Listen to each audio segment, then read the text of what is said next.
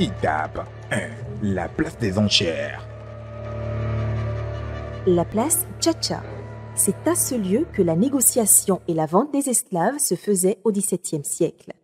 Provenant d'un peu partout de la baie du Dahomey, ancienne appellation du Bénin, ainsi que des pays limitrophes, ces capturés doivent parcourir à pied des centaines de kilomètres pour la place Tchatcha, une place qui doit son nom au redoutable négociateur d'esclaves Félix de Souza, dit Tchatcha, un surnom qui dénote de l'habileté et du dynamisme de l'homme dans les négociations.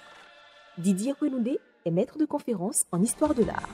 Il était dit donc qu'à cet endroit-là se tenait donc un marché d'esclaves, aux esclaves, un marché où on vendait donc, où les gens étaient vendus donc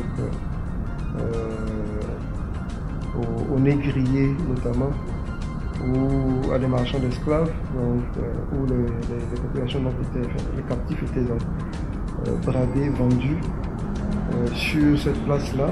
Cette place-là se trouvait donc, si vous voulez, elle se trouve aujourd'hui dans le quartier Brésil, donc à quelques mètres donc, de la maison de Francisco Félix de Souza, qui était considéré comme l'un des plus grands négriers donc, de cette époque-là. Donc à cet endroit-là était donc vendu aux marchands d'esclaves, donc les captifs qui avaient été faits prisonniers.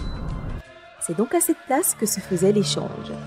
Les négriers portugais, hollandais, danois, français et anglais amenaient des pacotilles au roi en échange des esclaves. Par exemple, une bouteille d'alcool valait 10 esclaves et un canon offert donne droit à 15 ou 16 esclaves, hommes ou 21 femmes. Après conclusion de la vente, ces esclaves sont ensuite marqués au dos de fer chaud, signe d'appartenance à un tel ou tel négrier. Une fois marqués au fer chaud, ils sont enchaînés en file indienne en destination de l'Arbre de l'Oubli, la deuxième étape de la route des esclaves.